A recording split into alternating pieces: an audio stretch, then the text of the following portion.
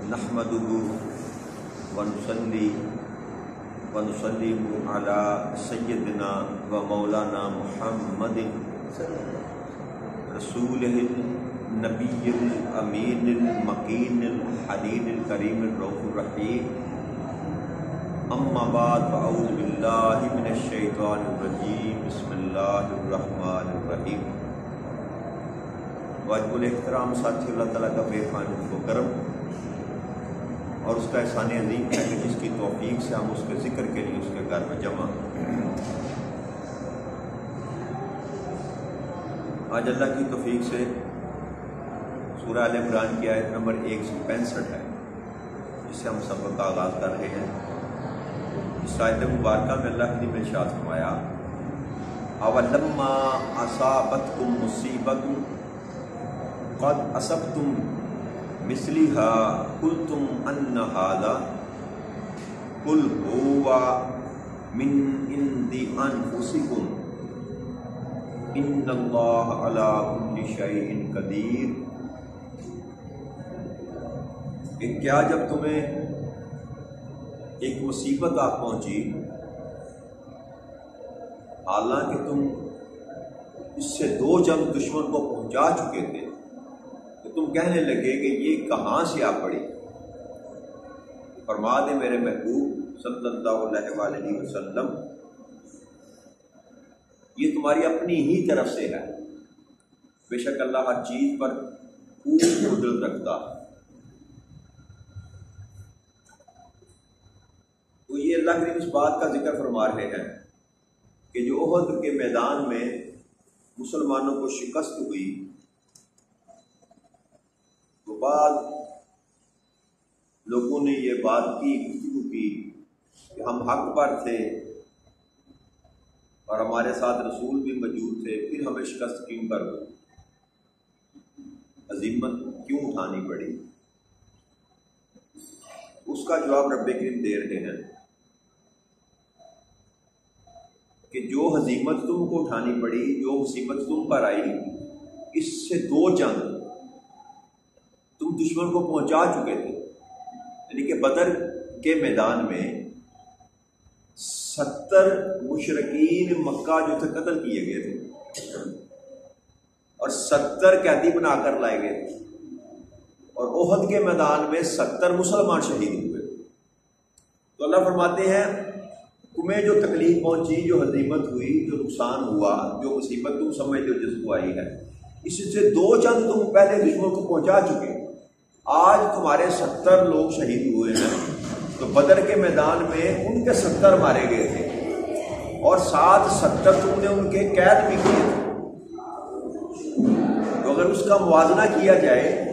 تو پھر بھی ان کو زیادہ ہزیمت اٹھانی پڑی، ان پر زیادہ مصیبت آئی. اور پھر اللہ کے ارشاد فرماتے ہیں کہ تم یہ کہتے ہو یہ کہاں سے آ پڑی، یہ کہاں سے آ پڑی. تو میرے محبوب ان سے ذرا فرما دینا آپ کہ یہ تمہاری اپنی ہی طرف سے ہے، کہ یہ میری منشا اور میری رضا نہ تھی. میں نے تمہیں فتح سے ہمکنار کیا تھا، میں نے تمہاری اسی طرح مدد کی تھی جیسے بدر میں مدد کی تھی. بدر میں 313 تھے اور مقابلے پر 1000 تھے، اور یہاں پر 700 کے لگ بھگ تھے 1000، مگر 300 منافقین واپس چلے گئے تھے. 700 کے لگ بھگ تھے اور مقابلے پر 3000 کا لشکر تھا. تو پھر بھی رب کریم نے 700 کے مقابلے میں 3000 پر اللہ کریم میں فتح نصیب دی، یعنی کہ 4 گنا سے بھی زیادہ. وہاں تو 313 کے مقابلے میں 1000 تھے، 3 گنا بنتے تھے. اور احد کے میدان میں جو صحابہ رسول صلی اللہ علیہ وآلہ وسلم مقابلے پر کھڑے تھے وہ تقریباً 700 سوا 700 کے لگ بھگ تھے، اور ان کے مقابلے پر جو دشمن تھا وہ 3000 کے لگ بھگ تھا. تو 4 گنا تعداد تھی. تو اللہ کریم کہتے ہیں میں نے تو تمہیں یہاں بھی فتح تھا تمہیں. اب یہ جو مصیبت جو تم سمجھ رہے ہو کہ تم پر آئی ہے، یہ تمہاری اپنی طرف سے، تمہاری اپنی طرف سے. اور وہ صحابہ رسول جو تھے جن پر اللہ کریم نے، جن پر رسول اکرم صلی اللہ علیہ وسلم نے ڈیوٹی لگائی تھی، انہوں نے ہلکی سی نافرمانی کی، اس جگہ کو چھوڑا تو وہ فتح جو تھی رب کریم شکست میں تبدیل فرما دی. تو اللہ نے فرمایا کہ یہ میری طرف سے شکست نہ تھی، یہ تمہارے اپنے کیے ہوئے کام کی وجہ سے، تمہاری طرف سے یہ ساری مصیبت ہے۔ اور بے شک اللہ ہر چیز پر خوب قدرت رکھتا ہے کہ اللہ جو ہے رب کریم ہر چیز پر مکمل قادر ہے اس بات کہ وہ فتح کو شکست میں بدل دے یا شکست کو فتح میں بدل دے۔ یہ ساری کی ساری اللہ کریم کے ہاتھ میں قدرت ہے۔ وما اصابکم یوم التقى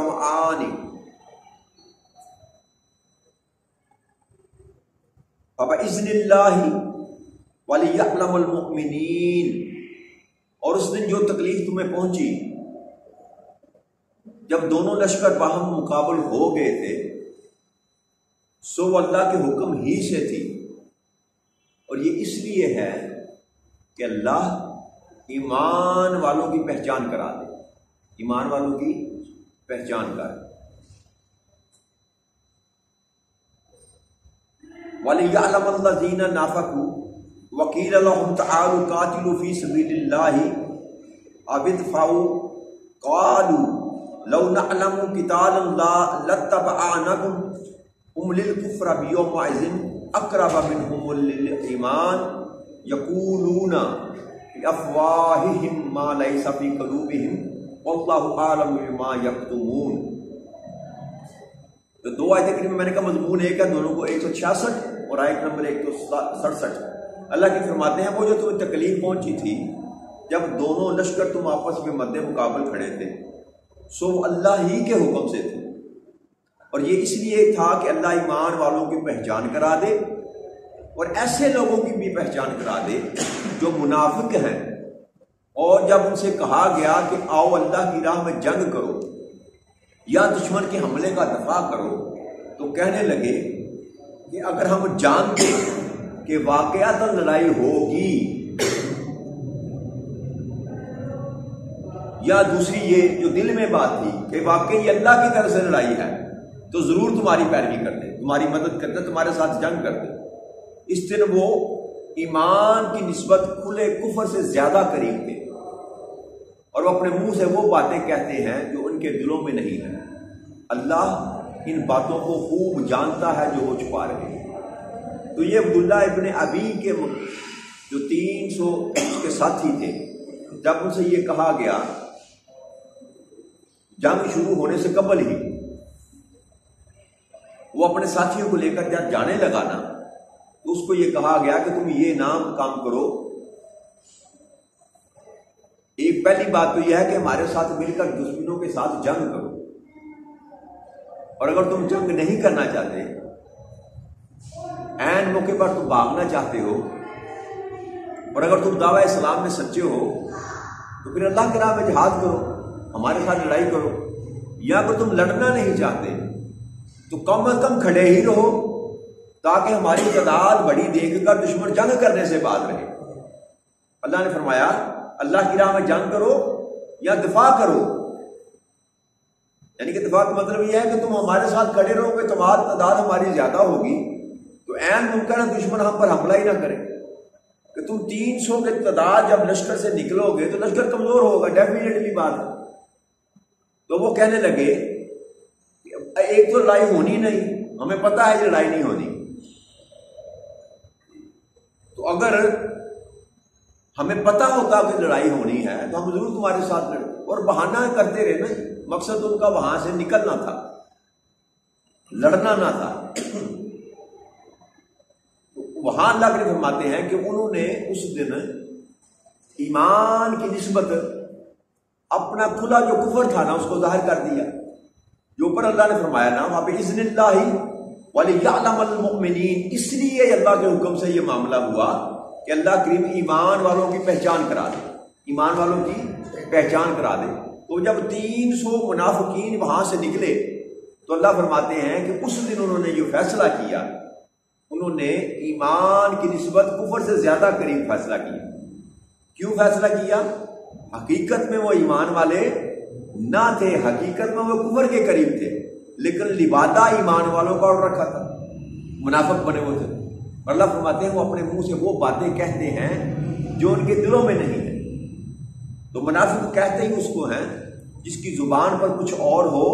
اور دل میں کچھ اور ہو، زبان سے کلمہ پڑھتا ہو لیکن اندر اس کے نفاق چھپا ہو، ایمان داخل نہ ہوا ہو، ظاہری مسلمان ہو، باطن میں اسلام اس کے اندر داخل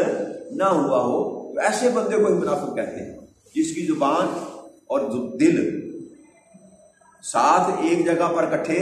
نہ ہو، زبان سے مسلمان اقرار کرے لیکن دل کے ساتھ اس کی تصدیق نہ کرے، یا قولن وہ کہے کہ میں مسلمان ہوں لیکن اس کے عمل جو ہیں وہ سارے کے سارے ایمان والوں کے خلاف جاتے ہیں۔ یا جب کبھی موقع ملے اسلام کے لیے، دین اسلام کے لیے مدد کرنے کا موقع ملے، دین کی ترویج کا موقع ملے، دین کی حیا کی کچھ تعلیم تحریک کا موقع، اس کے ساتھ کام کرنے کا موقع ملے، تو وہاں سے پس و پیش کا مظاہرہ کرے، ساتھ چلنے میں جو ہے نا وہ ہچکچاہے، اللہ کے دین کے لیے کام کرتے ہوئے اس کو موت پڑے، ظاہر بھی نہ کرے، یہ نہ کہے کہ میں مسلمان نہیں ہوں، یہ بھی کہے کہ میں مسلمان ہوں، لیکن دین اسلام کو جب بھی ضرورت پیش آئے تو دین اسلام کے لیے کام کرتے ہوئے ہچکچاہٹ محسوس کرے، تو اس بندے کو اللہ کریم نے کہا کہ یہ منافق ہے، یہ منافق ہے۔ اور اس لیے احد کے میدان میں رب کریم نے کہا کہ میں نے تم کو یہ مصیبت تم پر آئی کہ وہاں میں چاہتا تھا کہ آپ کو پہچان ہو جائے، یہ جو تمہاری صفوں میں منافق چھپے ہوئے ہیں، لبادہ اسلام اوڑے ہوئے، میں چاہتا تھا کہ یہ نکھر کر ان کو علیحدہ کر دیا جائے، نکھیڑ دیا جائے،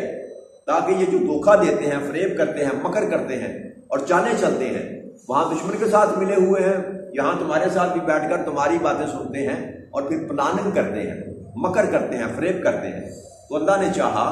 کہ ان کو علیحدہ کر دیا جائے۔ تو احد کے بعد پھر اللہ کریم نے حکم جب نازل کر دیا تو آقا کریم صلی اللہ علیہ وسلم نے پھر ان کا نام لے لے کر ان کو شناخت فرمائی کہ تم بھی منافق ہو، تم بھی منافق ہو، تم بھی منافق ہو، ان کو علیحدہ کر دیا گیا، مسلمانوں کی جماعت سے منافقین کو نکال کر باہر پھینک دیا گیا۔ تو اللہ فرماتے ہیں کہ وہ باتیں کہتے ہیں جو منہ سے، جو ان کے دلوں میں نہیں، اور اللہ جو ہے ان باتوں کو خوب جانتا ہے جو وہ چھپا رہے ہیں۔ تو انسان سے تو پردہ کر سکتا ہے، انسان کو دھوکہ دے سکتا ہے، انسان دوسرے انسان کے متعلق گفتگو میں کرتے ہوئی اس کے دل کے اندر جھانک کر نہیں دے سکتا کہ واقعتاً یہ جو بات کہہ رہا ہے یہ سچ بول رہا ہے کہ جھوٹ بول رہا ہے۔ انسان کسی کے دل کے اندر کی حالت کو، کیفیت کو نہیں جان سکتا، لیکن رب کریم کہتا ہے کہ میں وہ ہوں کہ جو تمہارے دل کے اندر چھپی ہوئی بات کو بھی جانتا ہوں۔ تو اللہ خوب جانتا ہے جو وہ چھپا رہے ہیں، جو یہ کہہ رہے ہیں نا کہ ہمیں معلوم ہے جنگ نہیں ہونی، ہم اس لیے واپس جا رہے ہیں، اللہ کہتا ہے یہ بات نہیں، یہ لڑنا چاہتے ہی نہیں تھے، یہ جب آئے تھے یہ فیصلہ کر کے آئے تھے کہ ہم نے لڑنا نہیں ہے، اور یہ بھی ان کی چال تھی، یہ ان کا مکر تھا، یہ فریب تھا کہ جب عین میدان جنگ میں ہم وہاں سے نکلیں گے تو ایمان والوں کا جو ایمان کمزور پڑ جائے گا۔ 300 کی تعداد، تیسرا حصہ اگر کسی فوج کا عین جنگ کے درمیان لڑائی کے وقت وہاں سے نکل جائے، بغاوت کر جائے، تو باقی جو 2 حصے بچتے ہیں، لا محالہ بات ہے ان کے دل پر کچھ نہ کچھ تو بیتے گی، کچھ نہ کچھ تو گزرے گا۔ تو یہ ان کا سوچا سمجھا منصوبہ تھا، سوچا سمجھا منصوبہ تھا، لیکن اللہ بڑا بے نیاز ہے، اللہ نے اس کے باوجود ایک تو ان کو نکھار کر علیحدہ کر دیا اور ان کو ٹائٹل عطا کر دیا کہ یہ تمہارے نہیں ہے، یہ منافق ہے، نکال دیا ایمان والوں سے، خارج کر دیا، اور دوسرا پھر ان جو باقی 700 بچے تھے ان کو اتنی قوت عطا فرمائی کہ وہ 3000 کے لشکر پر غالب آ گئے۔ اللہ کے ارشاد فرماتے ہیں الذین قالوا لاخوانہم وقعدوا لو اطاعونا ما قتلوا قل فادرؤوا عن انفسکم الموت ان کنتم صادقین۔ یہ وہی لوگ ہیں جنہوں نے باوجود اس کے کہ خود گھروں میں بیٹھے رہے اپنے بھائیوں کی نسبت کہا کہ اگر وہ ہمارا کہا مانتے تو نہ مارے جاتے۔ تو اے میرے محبوب صلی اللہ علیہ وآلہ وسلم آپ ان سے فرما دیں تم اپنے آپ کو موت سے بچا لینا اگر تم سچے ہو۔ تو جب احد کا معاملہ ختم ہوا نا تو واپس مدینے میں جب تشریف لے آقا کریم صلی اللہ علیہ وآلہ وسلم اپنے ساتھیوں کے ساتھ، تو مدینے میں یہی منافقین جو تھے انہوں نے ایسے بویلا شروع کر دیا کہ ہم نے ان کو منع کیا تھا جنگ کے لیے، نہ جاؤ، نہ لڑو، لیکن یہ باز نہیں آئے، اگر ہماری بات مان لیتے تو آج یہ زندہ ہوتے، یہ مارے نہ جاتے۔ اس کا جواب رب کریم دے رہے کہ یہ وہ منافقین ہیں، یہ منافقین کا ٹولہ تھا جو ایسی باتیں کر رہا۔ تو اللہ نے فرمایا کہ ان سے آپ کہہ دینا کہ تم گھروں میں پڑے رہو اور اپنے آپ کو موت سے بچا لینا، اگر تم اپنے آپ کو سچا سمجھتے ہو کہ موت تو ایک ایسی اٹل حقیقت ہے جو کبھی ٹلنے والی نہیں ہے، کہ میدان جنگ میں گیا تو بندہ مارا گیا، کیا گھر میں تم 4 پہ پڑے تمہیں موت نہیں آئے گی؟ تو اللہ نے کھلا چیلنج دے دیا کہ اگر تم یہ سمجھتے ہو کہ ان کو وہاں جانے سے جو ہے نا موت نصیب ہوئی، شہادت نصیب ہوئی، تو تم مدینے میں رہتے ہو نا، اپنے گھروں سے نہ نکلنا، تو اپنے آپ کو موت سے بچا کر دکھانا۔ تو یہ عقدہ رب کریم نے کھول دیا، بتا دیا، ایمان والوں کو تقویت دی اور ان کی بات کو نگلیکٹ کیا منافقین کو، کہ یہ کوئی قانون اور قاعدہ نہیں ہے کہ جو جنگ میں جائے گا وہ مارا جائے گا اور جو گھر میں رہے گا وہ زندہ رہے گا۔ یہ اللہ نے کوئی قاعدہ اور قانون مقرر، موت کا ایک دن مقرر ہے، ایک وقت مقرر ہے، ایک طریقہ مقرر ہے، ایک جگہ مقرر ہے،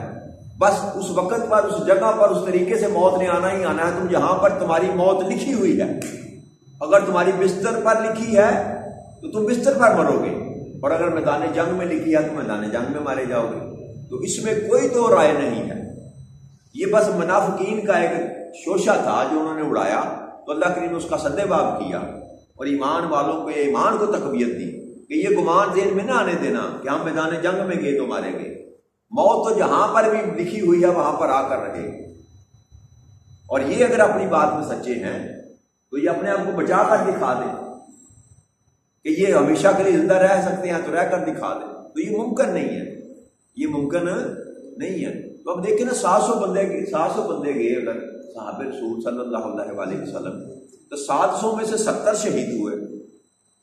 باقی تو 630 جو تھے وہ زندہ واپس آئے۔ تو یہ تو بہت بڑی دلیل تھی اس بات کی کہ اگر جانے سے انسان کو موت آتی تو پھر سارے شہید ہو جاتے۔ وہاں پر بھی جن کے نصیب میں تھی شہادت، جن کا موت کا وقت مقرر تھا، بس وہی شہید ہوئے، باقی جو تھے وہ زندہ واپس آ گئے۔ تو لہذا موت کے متعلق جو رب کریم نے بتایا تھا نا کہ میں ہی مارتا ہوں، میں ہی زندہ رکھتا ہوں، تو یہ سارے کا سارا جو معاملہ ہے یہ میرے دستے قدرت میں، بلکہ ہر ایک معاملہ ہی اللہ کریم کے دستے قدرت میں ہے۔ لیکن موت کا جو خوف ہوتا ہے نا انسان کو، یہ بات یہ سمجھائی جا رہی ہے کہ موت کا خوف جو ہے وہ ماضی اس وجہ سے کہ جنگ میں نہ جانا، مارے جاؤ گے، یہ باطل خوف ہے، یہ باطل خوف ہے۔ ایمان والے کو اس خوف کو اپنے نزدیک نہیں آنے دینا چاہیے۔ اور پھر